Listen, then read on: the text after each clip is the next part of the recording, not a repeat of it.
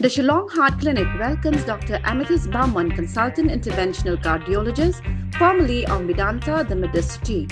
From preventive care to advanced cardiac procedures, your heart is in safe hands. Book now at 9863050899. Hakasingi baar jong dorbar mang tingka jong snam arajar punrio kabadai ke private member business ke special motion ke balawan ra daw nong mikmat ke nongkram constituency nakaseng voice of the people party VPP uba arden mela basayomot halor ke jingjur jong ke jing Pynduh ya ki Jaka jong ki Trai ri Trai Muluk hapo ke jela kadai ke mat ke bala shim nya kapor nakadaw ke jing donru jong ki we ki nong mikmat ki be shim bentalang kum ke jing Sngewkhia ban kran ban pen Jaka. Habawan ra ekani ka mat kum ka motion uba ardan haba mat phang ula pasat halor ka jingmut jong ka Jaka ya ki Trai ri Trai Muluk ka bawla ong ka Jaka ka long kum ka jingim pat ka deiru ka jingpen itho ya ka jinglong Trai kumta ladang ngimla banyada ban rikhop ya ka long kum bangi dedo ya ka bat bangi syukur ya ka lawai jong ki pateng banwan nang ta ulapen sngow ba wat ha ka kernet ka bahin rio lingba ka artikel arspa sau pusau jonggariti sensyar kala ithu ru baki Jaka ki riu luom ki long kerpang bat ban ai bor ru ha ki district council ban penbet ya ka jing ai Jaka bat ka jing shim Jaka bat ki we nolor kata ula ong kadon ka jing sakhi ya ka jing phia ya ki Jaka ki bakhmi da ki raj namar ki brio ki badon bor ki la shimti hado ya ki jing don jing em baro bat ki bor hima bor snong ru ki la sha pendko ha ka rukom tre kam jong ki. For the benefit of this August House, reminded what land means to the tribal indigenous people. So for indigenous people, land is life, and not only livelihood. You take away our land, you erase our history, culture, and future. Land to the indigenous people is not a commodity to be sold, but a heritage to be protected. Land for the indigenous people is not merely an economic asset, so it is identity, dignity, and existence. Land for the tribal people is not just soil.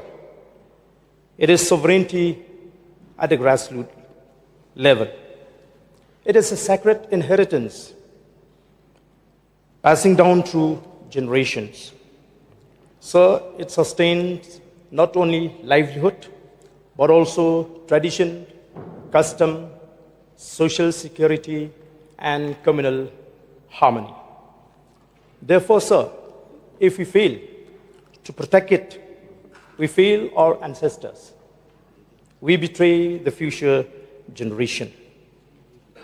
So today I stand here not only to speak, but to sound a warning. So the framers of the Constitution of India, in their wisdom, placed tribal areas under the protective framework of the sixth schedule, precisely because they understood that tribal land cannot be governed by market forces. So under Article 244(2), the Constitution of India and the provisions of the sixth schedule were granted us special constitutional protection because the framers of the Constitution recognized that tribal land is unique. So the sixth schedule was not charity. It was a constitutional shield. It empowers the district council to regulate allotment and occupation of land, management of unreserved forests, control over shifting cultivation, protection of customary laws. And so this is not symbolic autonomy. It is a substantive constitutional power. So therefore, sir, land is not for sale. It is our constitutional rights. So if despite these protections, community land is vanishing, then we must ask, where is the enforcement? Where is the political will and where is the accountability? Today, what do we see? We are witnessing community land being fragmented, powerful individuals capturing common resources, traditional institutions weakened or bypassed, increasing alienation of community land. So weak documentation and lack of transparency in Right, Ilika and Hima lands, encroachment and concentration of land in the hands of a few, and erosion of traditional safeguards. So development must not come as a cover for land capture. Investment must not become an excuse for dispossession. So, in Khasi Hills, land is broadly classified into three categories. Firstly, the Rikinti or private and individual land. Secondly, Rirai, which is a community land. And thirdly, Rikur, which is a clan land. So, among the Khasi community, the traditional landholding system itself reflects this philosophy, and that is, no Khasi is meant to be landless. This system ensured social equality. It granted that every individual, even in death, would have a rightful place in the community burial ground, such as Kalom Jingtep Raj. So this is not merely land administration. This is social justice embedded in tradition. It reflects the sacred and collective ownership of land. And it is the depth and civilizational respect for land. So, sir, if community land disappears, then our constitutional autonomy becomes hollow. If right land weakens, the foundation of our traditional governance weakens. Again, development cannot come at the cost of dispossession, sir. Progress cannot mean erasure of identity. Growth cannot justify cultural extinction.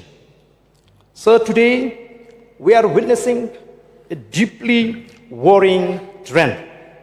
The increasing alienation of tribal land. This alienation is not confined to transfer to non-tribal only.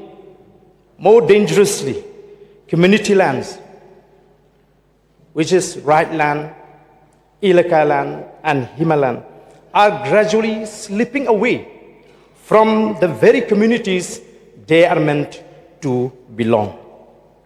It is encroached upon, manipulated, or concentrated in the hands of few powerful individuals. So therefore, sir, it undermines the very spirit of our customary system. And that is internal colonization. So this is not development. This is dispossession by design. So the emerging pattern resembles organized exploitation, where influential groups take advantages of legal loopholes, administrative silence, or weak enforcement. So therefore, sir, I feel if the state remains passive, history will judge us harshly. So, sir, there is also a connivance among people in power, district council, traditional heads, officials in the Deputy Commissioner Office, Revenue Department. So, sir, if we allow right land, Himalayan, Ilika land, sir, to disappear silently, then the sixth schedule becomes meaningless it becomes a decorative provision in the Constitution rather than living protection, sir. The Constitution has already given us power.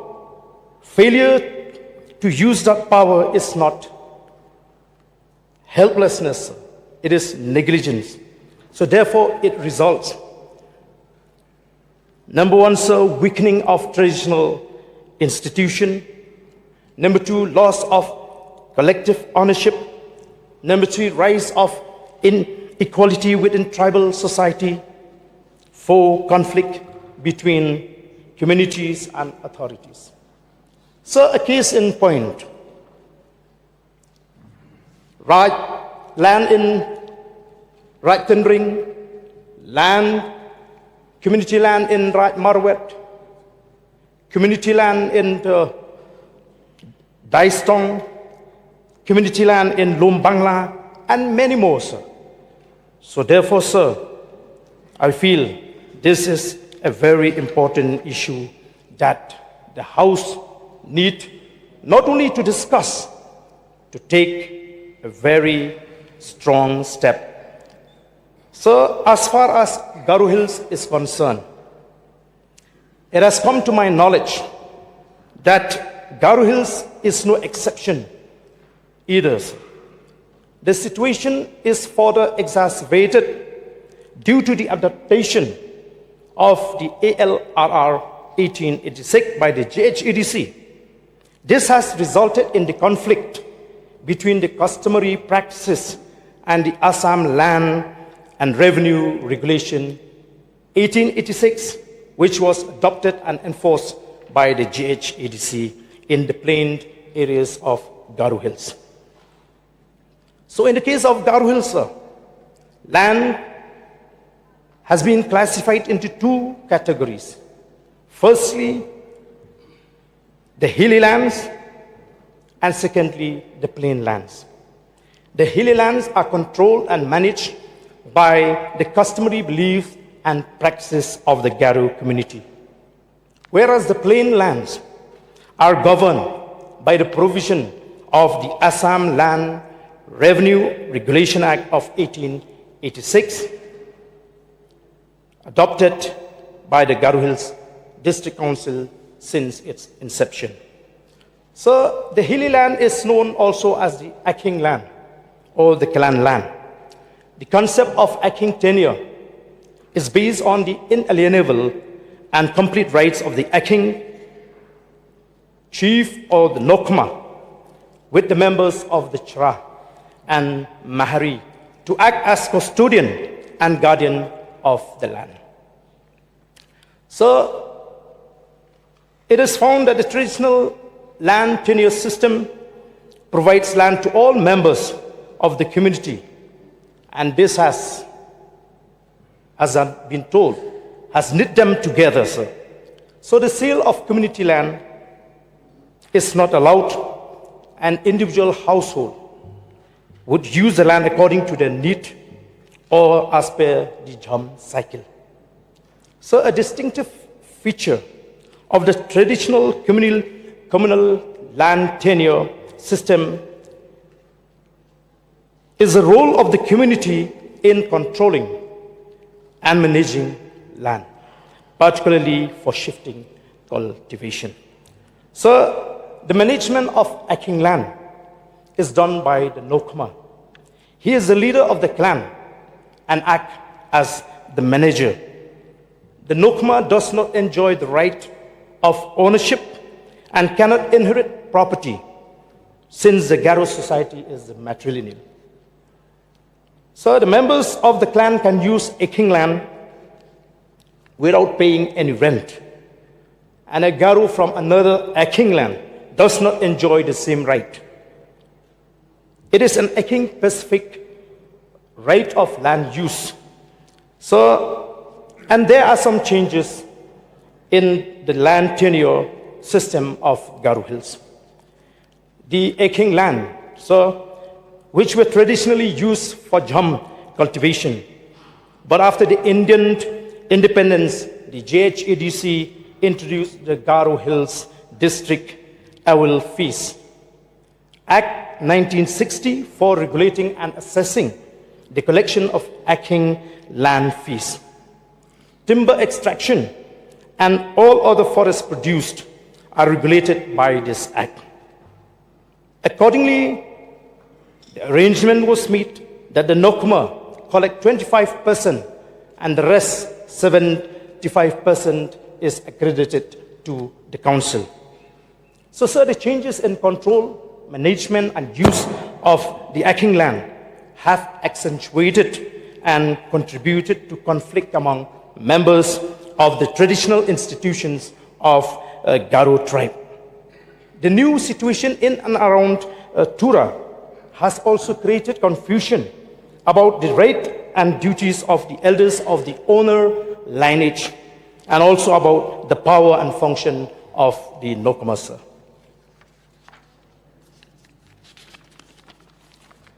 Now, many disputes have arisen between the Nokma and the elder of the owner lineage about the appropriation of compensation amount. Further dispute have also arisen to whose consent the Nokma should take to dispose of the land. Meanwhile, sir, more and more land is being acquired by migrant families and also by the government, and a sizable portion of the territorial possession of the lineage has now gone out of its possession, sir. The factors are causing a change in the concept of land holding among the Garos and the deviation from the traditional pattern. So, sir, the changes in the customary practices of Aking land are because of various other factors that operate concurrently. Firstly, sir, a sharp shift from jhum cultivation to permanent cultivation. Lands are acquired by reclamation from the jungle or by transfer from the previous owner. The Garo Hills Autonomous District Council is issuing annual partas through which the parta holders are becoming owners of that land. This is a shift from the traditional practice of land control and management in Garo Hills. There are some cases where migrants, non-tribals, are occupying lands with legitimate partas issued by the district council. This gives them the right of ownership over the land. So families and individuals are transferring land by selling it off. In some cases, land is gifted. Also, mortgaging of Aking land was noticed. So, as we are all aware, the state of Meghalaya has almost all in its entire territory under the 6th schedule. To discuss land management, land in Meghalaya was traditionally managed under the tribal land management system, where tribal individuals and communities own most of the land. So though the state government had enacted the Meghalaya Transfer of Land Regulation Act 1972, but with amendments made from time to time, there were provisions where a leeway is being provided to circumvent the law and to pave way for the alienation of land in our state. So, when we talk about landlessness in Meghalaya, we all knew, and I had even raised in this August House, as per the report of the Socio-Economic Census 2011, sir, Meghalaya has the highest landless households, especially in rural areas. Only 24% of the household in Meghalaya has land, possess land, sir. So, sir, tribal people in Meghalaya are increasingly become landless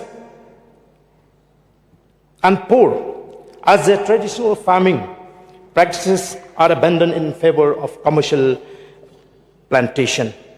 Much of the land which has traditionally been owned and managed by tribal communities and clans without formal tenure titles, sir. Causes of landlessness are, as I've mentioned earlier, sir. One is the transfer of land. Secondly, privatization of communal land, land alienation, and developmental projects. The Assam Land and Revenue Regulation Act, ALRR 1886, is applied in Garo Hills through the adaptation primarily via the Garo Hills Autonomous District Land Revenue Regulation 1954. And the key issues and conflict with traditional land tenure, legal disputes over patas, cancellation and difficulties in implementing statutory regulation over often community-managed land. So the problems and the conflicts, especially in the context of Garo Hills, are as follows, sir. First one is a conflict with traditional land tenure, a king system. Let me first speak about the problem and the resulting conflict, sir. The Garo Hills function under the Aking land system, where land is owned by the clan Aking and administered by Nokma, as I've mentioned earlier, sir. Whereas the 1886 regulation assumes state's ownership of wasteland and seeks to create individual pata holders, sir. So the conflict is when the JHADC grants patas land deeds under the 1886 regulation, it often overrides the authority of the Nokma, as the regulation does not fully recognize the traditional communal land ownership structure. Number two, sir, legal discrepancy in land administration. The problem, while the 1886 regulation was adopted by Meghalaya, its application in the 6 scheduled areas is meant to be overseen by the Autonomous District Council. The conflict, there is a clash between the power of the state government on the 1886 Act and the JHADC owns regulation. For example, the Meghalaya High Court had noted that the JHADC has in the past issued land documents without proper consensus, creating legal ambiguity. So, the problem number 3 is the issues with land transfer restriction. The ALRR 1886, particularly Chapter 10, added in 1947, was designed to create protected belt and blocks to prevent non-tribals from acquiring land. Despite these provisions, there are constant allegations of illegal sale of land to non-tribal in areas under the JHADC, including the B Mahal areas. The enforcement of the 1886 regulation has not fully prevented such illegal transfer. Number 4, the JHADC has the power to manage land, but it often operates within the framework of the Assam Land Revenue Regulation 1886, which is the state-level act. And the result is, this creates a conflict of jurisdiction, leading to litigation where the High Court has to determine whether the GHADC or the Deputy Commissioner has a final authority to grant or revoke a pata land deed. So, number 5, challenges to revenue collection and land valuation. The problem, the 1886 regulation, sir, is designed for systematic revenue collection. However, in the Garo Hills District Council, the land records are often not systematic maintained. So, the conflict is dispute arise between the JHADC attempts to fix land revenue rates or compensate for land acquired for developments, as traditional land has no fix with its value in the same, which was surveyed privately own land, sir. So the Guwahati High Court and Meghalaya High Court have noted that while the 1886 regulation is applicable in the state of Meghalaya, its provision must be interpreted in light of the power of the district council under the 6th schedule. So the exploitation of the system, the pata system, when imposed on traditional communal land, is sometimes used by powerful actors to acquire land that was meant for the community. So the result is that it had led to protests and legal challenges, sir. So, sir, and this statement which I've made here is also vindicated by the RTI report, which was asked by an MDC from Tura. And in his query, sir, he has clearly asked few questions which is relevant with this issue, sir. The first question which he asked on the RTI is that kindly furnish complete information when Assam schedule was introduced in JHEDC. Who introduced this to issue pata in JHEDC area? Kindly enclose copy of the Assam schedule. The reply is records not available, sir. So, sir, the RTI replies speak volume of the fact that there are two authorities. There is a conflict of authorities in as far as the management of communal land is concerned in Garo Hills. Historically and constitutionally, there were only 4 Moses in Garo Hills district, but I was told that the number of Moses, this revenue land, has increased to 10. And now in Garo Hills, the situation is such that the deputy commissioner is issuing pata, whereas they themselves don't have a pata for their own structure, for their own buildings.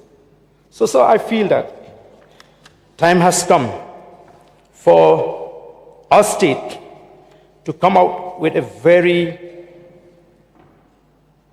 strong mechanism to ensure that community land must be protected at any cost.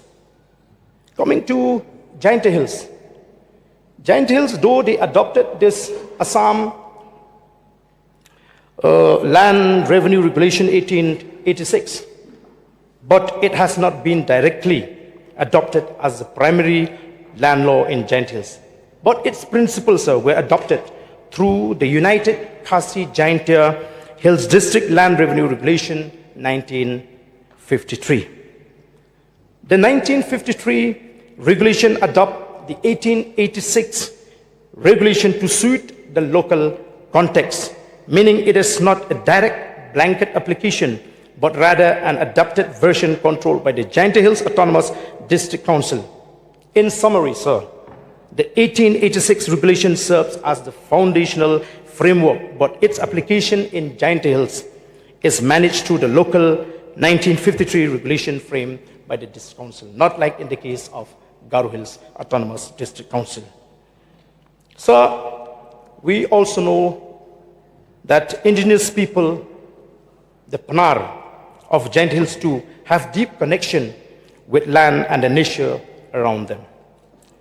Very often, sir, when we speak about land grabbing, we tend to think that this is a story of outsiders who grab the land of the indigenous people for their selfish interests, and the case in point are the cement industries in the Narco area. Or it could be also, sir, be a case where a government, be it central or state government, taking over the land of the local people for what they deem to be for the benefit and interest of the people, as happened in New Shillong area. But land grabbing, sir, in Meghalaya also happen in a subtle ways, and in some cases by manipulating the traditional land holding system, which enable clan which are supposed to be mere custodians of the land to claim ownership over the community land. So ownership of land changes hands from the poor and the marginalized section of the society to the elite of the society. It happens in cases where rich coal miners bought the land belonging to poor people, and in some cases when the community forest is sold for a song, sir. So commodification of land, which has for a long been considered as a resource by our ancestors, is happening in the mining areas, and land is becoming scarcer by day, sir. So land which by tradition is considered a common resource is now being commodified, and land ownership is concentrated, as I've said, only among few powerful individuals. The change has not made only many families in the villages landless, sir, but it has also created a division in the community where landless section of society are dependent. So therefore, sir, let this house not be remembered as mere spectator while community land disappear under our watch, sir. So I feel we need and we must immediately, as a responsible government, conduct a statewide audit of all community and customary lands, digitize and scientifically map Raj, Hima, Ilaka, communal land to prevent illegal transfer. Thirdly, sir, establish a transparent land registry mechanism in order to coordinate and also to coordinate with the Autonomous District Council. So, mandate prior informed consent of affected communities before any acquisition, lease or change of land use. So, strengthen legal safeguard against misuse of customary authorities for private enrichment. We also need to place an annual report before this House on the status of tribal land protection. We must also bring transparency in land transaction involving customary institutions. So we were elected to protect our people, not to preside over their dispossessions. So I urge, therefore, this August House to send a very clear message that Meghalaya will not allow the erosion of its community land and customary safeguards under any circumstances. So, the continued alienation of tribal lands has not only disrupted the traditional ownership pattern, but has also triggered steep escalation in land prices, pushing many poor families into landlessness and economic vulnerability. So with these few words, I wish you my seat. Thank you. Problem that the people are facing in view of the increasing land alienation is quite alarming. So before I proceed with my submission, I would like to, for the benefit of this August House, reminded what land means to the tribal indigenous people. So for indigenous people, land is life, and not only livelihood. You take away our land, you erase our history, culture, and future. Land to the indigenous people is not a commodity to be sold but a heritage to be protected. Land for the indigenous people is not merely an economic asset, so it is identity, dignity, and existence. Land for the tribal people is not just soil. It is sovereignty at the grassroots level. It is a sacred inheritance passing down through generations. So it sustains not only livelihood, but also tradition, custom, social security, and communal harmony. Therefore, sir, if we fail to protect it, we fail our ancestors. We betray the future generation. So today I stand here not only to speak, but to sound a warning.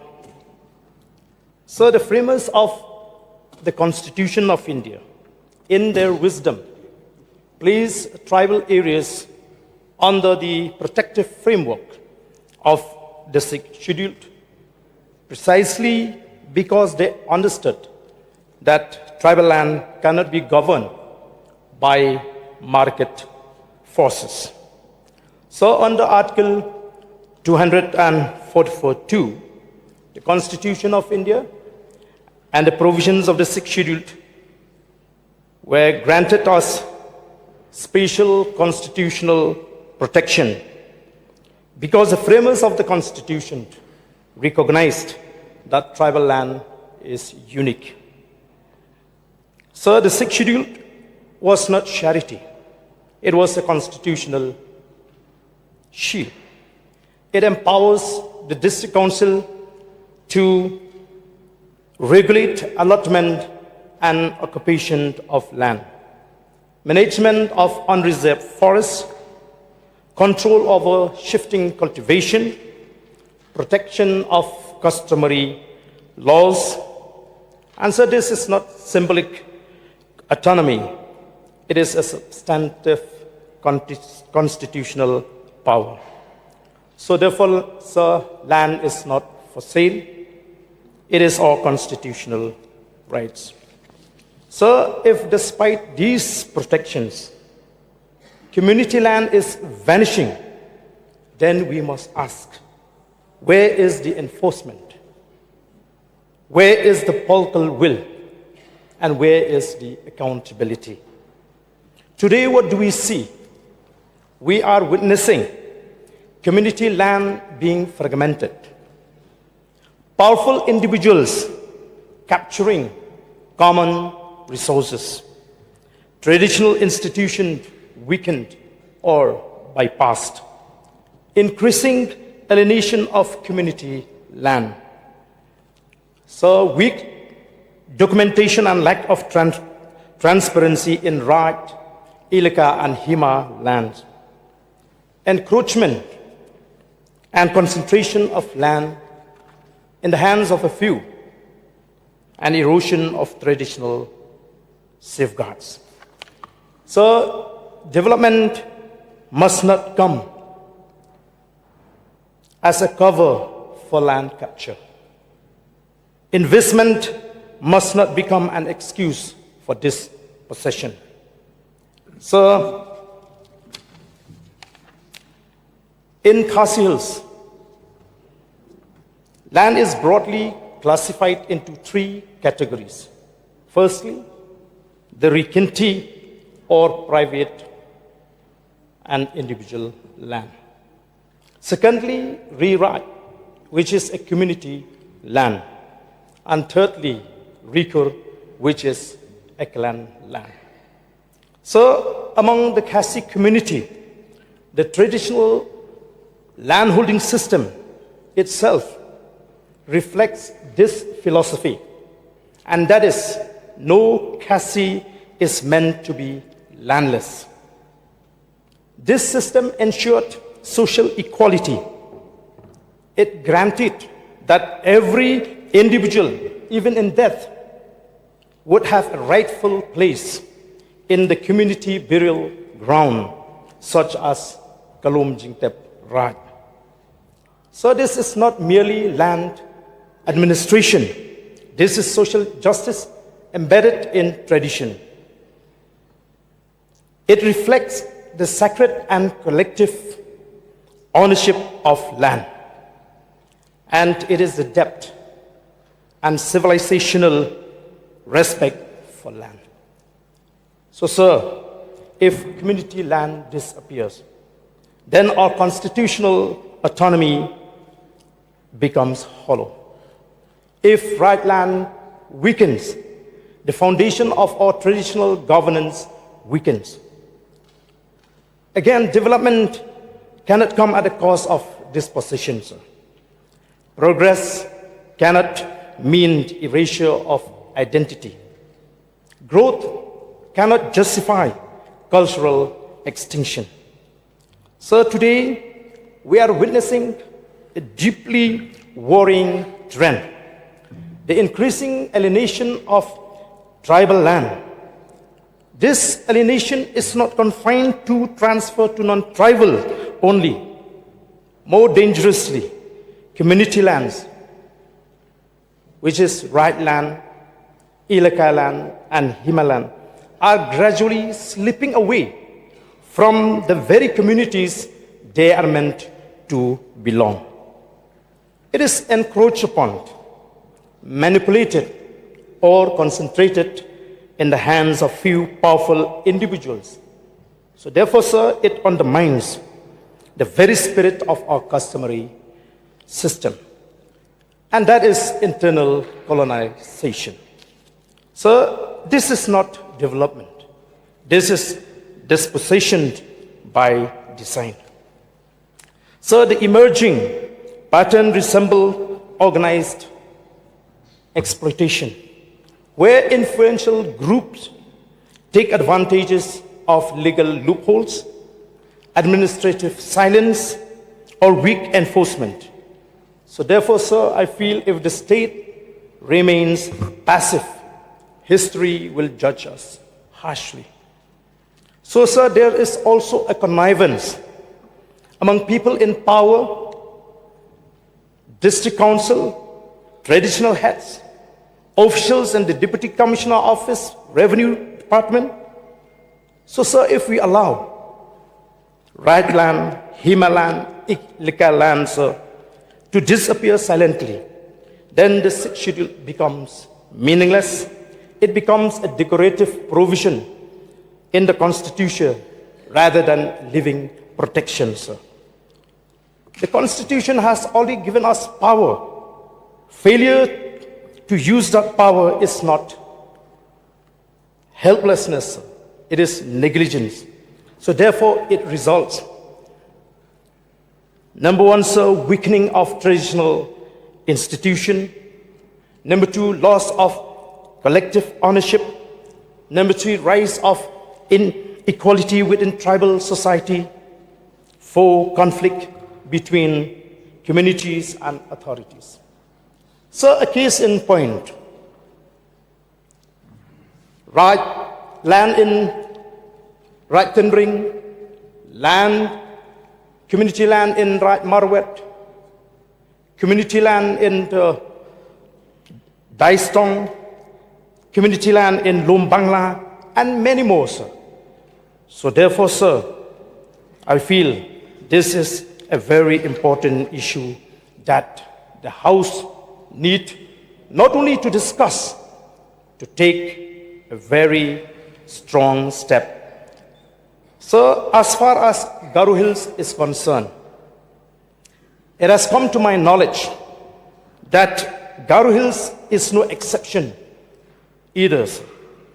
The situation is further exacerbated due to the adaptation of the ALRR 1886 by the GHEDC. This has resulted in the conflict between the customary practices and the Assam Land and Revenue Regulation 1886, which was adopted and enforced by the GHEDC in the plained areas of Garo Hills. So in the case of Garo Hills, sir, land has been classified into two categories.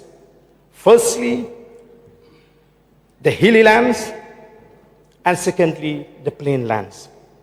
The hilly lands are controlled and managed by the customary beliefs and practices of the Garo community, whereas the plain lands are governed by the provision of the Assam Land Revenue Regulation Act of 1886, adopted by the Garo Hills District Council since its inception.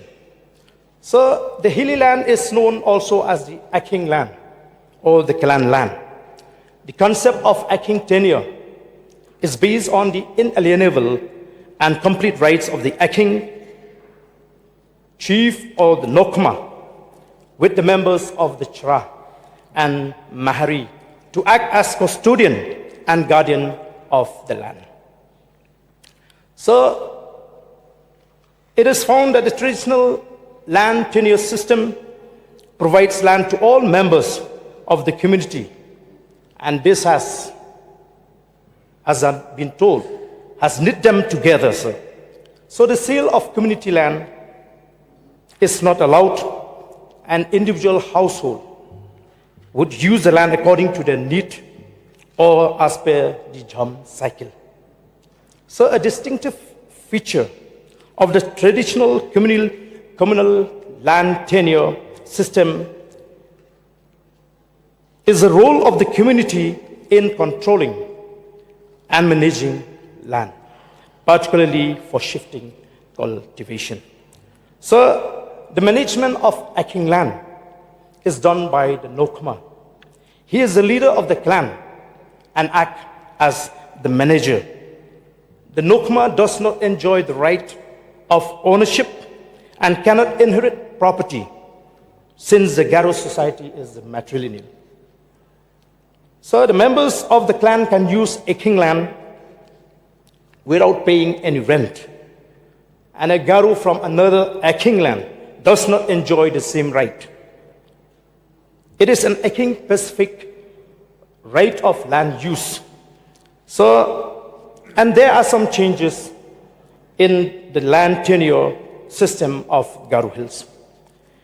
The Aking land, which were traditionally used for jam cultivation, but after the Indian independence, the JHADC introduced the Garo Hills District Awil Fees Act 1960 for regulating and assessing the collection of Aking land fees. Timber extraction and all other forests produced are regulated by this act. Accordingly, the arrangement was made that the Nokma collect 25% and the rest 75% is accredited to the council. So, sir, the changes in control, management, and use of the Aking land have accentuated and contributed to conflict among members of the traditional institutions of Garo tribe. The new situation in and around Tura has also created confusion about the right and duties of the elders of the owner lineage and also about the power and function of the Nokma, sir.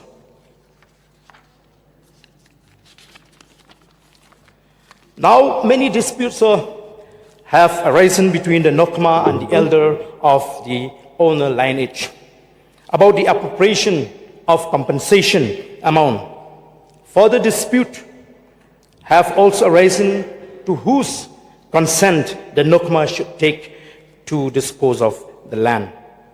Meanwhile, sir, more and more land is being acquired by migrant families and also by the government, and a sizable portion of the territorial possession of the lineage has now gone out of its possession, sir. The factors are causing a change in the concept of land holding among the Garos and the deviation from the traditional pattern. So, sir, the changes in the customary practices of Aking land are because of various other factors that operate concurrently. Firstly, sir, a sharp shift from jhum cultivation to permanent cultivation. Lands are acquired by reclamation from the jungle or by transfer from the previous owner. The Garo Hills Autonomous District Council is issuing annual partas through which the parta holders are becoming owners of that land. This is a shift from the traditional practice of land control and management in Garo Hills. There are some cases where migrants, non-tribals, are occupying lands with legitimate partas issued by the district council. This gives them the right of ownership over the land. So families and individuals are transferring land by selling it off. In some cases, land is gifted. Also, mortgaging of acking land was noticed. So, as we are all aware, the state of Meghalaya has almost all in its entire territory under the 6th schedule. To discuss land management, Land East Meghalaya was traditionally managed under the tribal land management system, where tribal individuals and communities own most of the land. So though the state government had enacted the Meghalaya Transfer of Land Regulation Act 1972, but with amendments made from time to time, there were provisions where a leeway is being provided to circumvent the law and to pave way for the alienation of land in our state. So, when we talk about landlessness in Meghalaya, we all knew, and I had even raised in this August House, as per the report of the Socio-Economic Census 2011, sir, Meghalaya has the highest landless households, especially in rural areas. Only 24% of the household in Meghalaya has land, possess land, sir. So, sir, tribal people in Meghalaya are increasingly become landless and poor as their traditional farming practices are abandoned in favor of commercial plantation. Much of the land, which has traditionally been owned and managed by tribal communities and clans without formal tenure titles, sir. Causes of landlessness are, as I've mentioned earlier, sir. One is the transfer of land. Secondly, privatization of communal land, land alienation, and developmental projects. The Assam Land and Revenue Regulation Act, ALRR 1886, is applied in Garo Hills through the adaptation primarily via the Garo Hills Autonomous District Land Revenue Regulation 1954. And the key issues and conflict with traditional land tenure, legal disputes over patas, cancellation and difficulties in implementing statutory regulation over often community managed land. So the problems and the conflicts, especially in the context of Garo Hills, are as follows, sir. First one is a conflict with traditional land tenure, a king system. Let me first speak about the problem and the resulting conflict, sir. The Garo Hills function under the Aking land system, where land is owned by the clan Aking and administered by Nokma, as I've mentioned earlier, sir. Whereas the 1886 regulation assumes state's ownership of wasteland and seeks to create individual parta holders, sir. So the conflict is when the JHADC grants partas land deeds under the 1886 regulation, it often overrides the authority of the Nokma, as the regulation does not fully recognize the traditional communal land ownership structure. Number two, sir, legal discrepancy in land administration. The problem, while the 1886 regulation was adopted by Meghalaya, its application in the 6 scheduled areas is meant to be overseen by the Autonomous District Council. The conflict, there is a clash between the power of the state government on the 1886 Act and the JHADC owns regulation. For example, the Meghalaya High Court had noted that the JHADC has in the past issued land documents without proper consensus, creating legal ambiguity. So, the problem number 3 is the issues with land transfer restriction. The ALRR 1886, particularly Chapter 10, added in 1947, was designed to create protected belt and blocks to prevent non-tribals from acquiring land. Despite these provisions, there are constant allegations of illegal sale of land to non-tribal in areas under the GHADC, including the B Mahal areas. The enforcement of the 1886 regulation has not fully prevented such illegal transfer. Number 4, the GHADC has the power to manage land, but it often operates within the framework of the Assam Land Revenue Regulation 1886, which is the state-level act. And the result is this creates a conflict of jurisdiction, leading to litigation where the High Court has to determine whether the GHADC or the Deputy Commissioner has the final authority to grant or revoke a parta land deed. So, number 5, challenges to revenue collection and land valuation. The problem, the 1886 regulation, sir, is designed for systematic revenue collection. However, in the Garo Hills District Council, the land records are often not systematic maintained.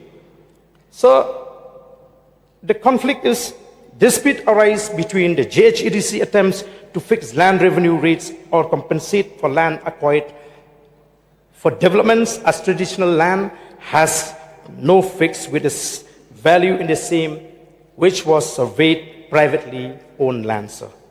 So the Guwahati High Court and Meghalaya High Court have noted that while the 1886 regulation is applicable in the state of Meghalaya, its provision must be interpreted in light of the power of the District Council under the 6th Schedule. Kiwe kible shembenta ki kenthop ya unoy alam kalyang persya baru MLA ka songsa ka AITC u Dr. Mukul Sangma u MLA ka maulai na VPP uba Bright Starwell Marbanyang but MLA ka Dadengre Rupa M Marak. Habajuba halor ka special motion uba Lakman Ramboy u Menteri Berikmi ya ketenan revenue ka Sarkar Jalla ulaong. Bahad Jalla ki Autonomous District Council ki don lagi jong ki an kendo bat ka Sarkar pat ka penyat tangi ki kendo Sarkar bat ka ngor ya ka Jingïakren thiet Jaka hapadang ki Bar Jalla bat ki riulum. Ulaong badon kam ka Jingïakren ka babanya halor ka rukam bat kendo Henry bon sen la penyat kat kum ki kendon kam tam ki NOC na ki bor snong borhima bat ki we pat. The illegal settlement in the plain area, which the mover of the motion had stated that the Garo Hills consists of 2 reasons. One is plain and one is hill areas. The hill areas are dominated by the tribal people. And the plain areas are mostly dominated by the non-tribal community people. So these illegal settlers, I would say, when we got this statehood in 1972, we still have that Land Regulation Act, which bars the transfer of land from a tribal to non-tribal and even to non-tribal to non-tribal. But it can be done with the permission of the authority. Now, the problem is those illegal settlers, which I would say, as per the Land Regulation Act of Meghalaya, they cannot come and settle in the Moza number 3. But why I am calling them illegal settlers? Because they have entered this Moza number 3. Even this Moza number 3, where they have no right to get the land patas, right to even settle, but they have entered into the Moza number 3, sir. So that is why I am saying these people are illegal settlers. Though they may be from our own state, but as per the Land Regulation Act, they don't have the right to settle in those areas. It has become more important now for us to be more stringent in examining any proposal for any kind of land which may be required for the purpose of any investment. Because the Transfer of Property Act will prevail subsequently after the ownership is alienated. If you go by even the judgment of the Honorable Supreme Court revolving around this coal mining related case, the judgment of the 3rd July 2019, how did we retain the right to own the mineral under the surface of the land? The Honorable Supreme Court contended and in its judgment pronounced the fact that whoever has the right over the surface of the land shall have the right over the mineral under the surface of the land. Based on these only, today, when the overall legal mining process has to be encouraged, this SOP has to revolve around these observations and these relevant acts. And that is precisely why today you see in the case of legal coal mining application, the grantor is the owner of the land, not the government. Because the owner is, I cannot grant or be a grantor to a land which I do not own. So this is precisely the interpretation of the law pronounced by the Honorable Supreme Court. And if we see, we should have corrected all other wrongs which still exist and which is still being implemented by the government. Now, if this is not corrected by the government, how will people correct it? We are not all legal experts in as far as the common man is concerned. We are lawmakers, but then people, the stakeholders, in absence of this realization of the government that today even the Honorable Supreme Court has given a judgment which has enabled the people to have the absolute ownership over everything, not over the surface alone, but even on what is there under the surface of the land. Imagine the kind of, the kind of both right and the power that has been vested upon our people. This is also based on our exhaustive exercise and engagement with Government of India. We refer to the relevant para 12 of the Constitution of, 62 of the Constitution of India. We took up the issue persistently, aggressively with Government of India, while trying to get the rights restored to our people, based on which the line ministries submitted before the Honorable Supreme Court that the relevant ministries, there are two ministries who have submitted those relevant affidavits before the Honorable Supreme Court prior to the judgment, saying that this ministry does not have any objection to the proposal of the state government of Meghalaya. Look at the quantum of work we have done to restore this right. Lest what was happening that it was as though the government is the owner, so government gives the lease. Government is the grantor.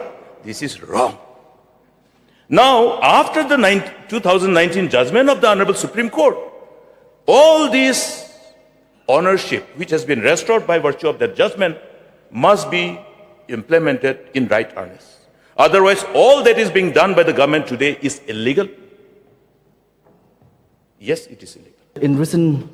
Recently, the issues of tribal land alienation and industrial expansion in Meghalaya have reached a boiling point, centered largely on the proposed Sri Cement integrated plant in Daistong village. At the very fact that the agreement was made by one person from this village with a non-tribal as far as the transfer of land is concerned is in direct violation of the Meghalaya Land Transfer Act. And it has raised very pertinent issues as far as the alienation of tribal lands, which occurred time and again in our state. And even it has come to our notice, where recently it was told that in Mausmai, there was one petrol pump that has come up where one person by the name of Sureka, I don't know whether it is a fact or not, it is for the government to reply, where it has come to our knowledge that the very location where this petrol pump was set up belongs to the government. And how come a non-tribal is being given a plot of land to start a petrol pump at Mausmai? So this has gone beyond when you talk about alienation. It is very sad if it is true that the government of the day are working hand in glove with people from outside and especially non-tribals to take away our land. And as per the Daistong incident which had happened, we have seen, everyone, it is in the news, how an agreement was made by one individual on the 6th of October 2025, where 61.97 acres of land were given to one individual on behalf of Sri Cement Limited. And when you look at particularly, I want to stick with this agreement as far as Daistong village is concerned, where a primary certain issues and concern that arise out of this. First is which some of our members have raised regarding the benefit transactions and the erosion of customary rights of our very own people. And in fact, our honorable MP had even taken up this matter with the Union Forest Minister, where he had demanded an immediate freeze on the project's environment clearance, citing procedural irregularities.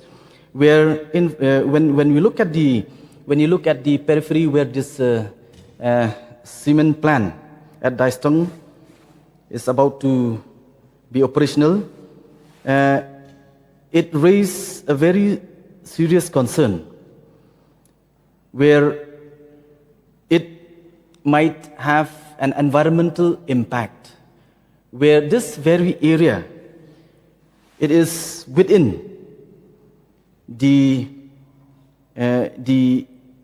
area where these heritage keeps exists, and the reserve forest, which is very nearby. So I would like to put my submission with regards to this special motion that has been raised, and I would like to support and would like to seek a clarification from the government as far as the government of the day, whether they are aware of such irregularities that is happening as far as this agreement is concerned. Yes, land is a very tricky issue. And the issue of governing the land in the state also, it is a very tricky issue, as elaborated by the Honorable Member, where the clan, the right, the HEMA, the District Council, and the private member have a different role in governing of the land and the District Council. And it is not very easy for any particular thing to encroach upon the right of the people. But I'm very thankful that till today, there is no forceful encroachment, alienation. All the transfer of land is subjected to the rule of law. So, we know that different district council, they have a different land management system. The Kyrwoh Hills, they have the Kyrwoh Hills Autonomous District Council Land and Revenue Regulation 1954. The Giant Hills, also they have the Khasi Hills, they have just passed a new act, the Khasi Hills Autonomous District Council Regulation and Administration of Land Act 2021, and the Giant Hills have passed the Giant Hills Autonomous District Council Management and Control over Land and Assessment and Collection of Revenue, Third Amendment Regulation 1985, and so on and so forth. All these acts are meant to streamline the land holding system of the state. The state government in itself is administering only the revenue land, the government land, and also the transfer of land between the tribal and non-tribal. We know that Meghalaya was established as a state on the 21st state of India by the Northeastern Areas Recognition Act 1971. The new state of Meghalaya was established on 21st January 1972, comprised of Khasi Hills, Giant Hills District, and Kyrwoh Hills District. Under the restriction of the Constitution, overall management of land vested with the Autonomous District Council, but the power of the state under the Constitution also exists side by side.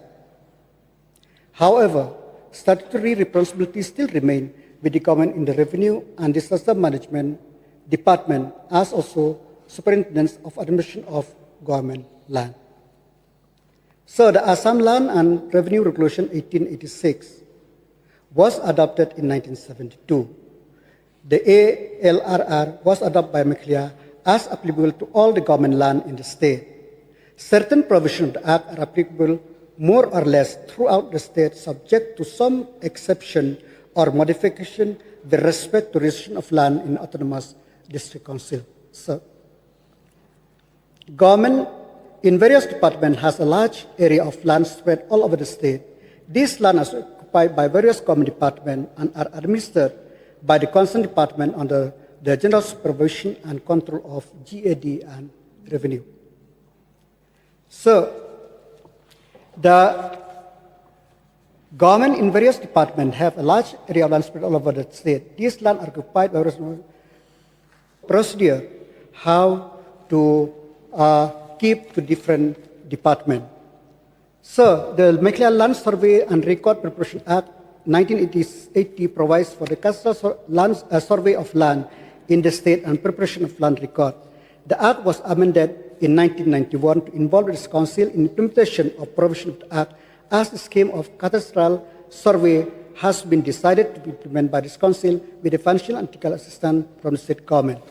So, as you rightly know that most of the land is in administration of this Council. So the government from time to time tried to have a discussion with this Council to adopt the cadastral survey. Because as rightly mentioned by the honorable member from Sngewkhia, that there is issue of the occupation of land, or there are some land holding who hold a very large tract of land. There are some who didn't have a portion of land. But this is outside the issue of the government, sir, because as I said, that there is a rule which governs the HEMA, there is a rule which governs the HEMA land, there is a rule which governs the community land, there's a rule which govern the council land and so on and so forth. So that's why I tell that land holding system in Meghalaya is a very, very tricky issue. I really like the statement by the honorable member LO that more exhaustive discussion is needed if we want to see that the land holding system in the state of Meghalaya to have semblance of uniformity all over the state. But it is easier said than done, sir. So,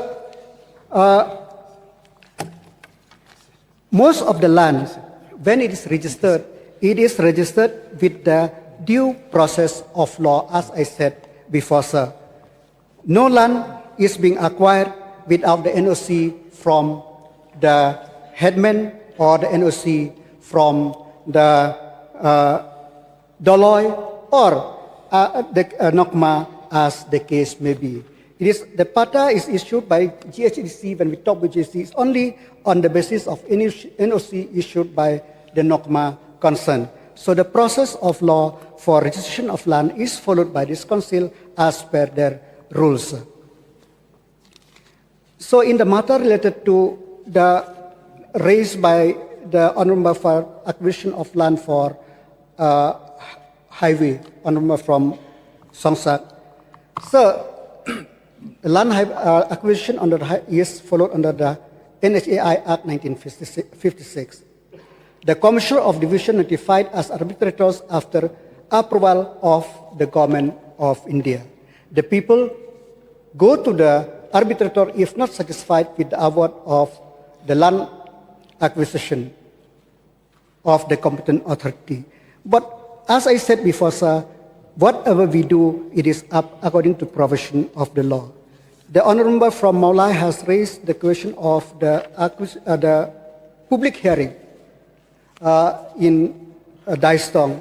So the public hearing is done as per rule, and it is the DC has submitted the report that everything is done as permitted by the law, sir. Habatin, page bahagi kishab, kashab plus F. Ka plus F? Hakabam bangibam dunaki eki bataye kamet. Namar kata habathiru atau kau kamlu ka umpnyang kadut pet ya kashab plus F haka jingsom. Yaki nutrient kumki vitamin bat ka ayan la icon diat bat ka bathau bha kam kata ika dur jingki marbam ka jingmat lani ka rukom shed yaki. Balehi banai kita. Kadon ka we ka jing mentoy ba kongsan. Ka kot ka kia.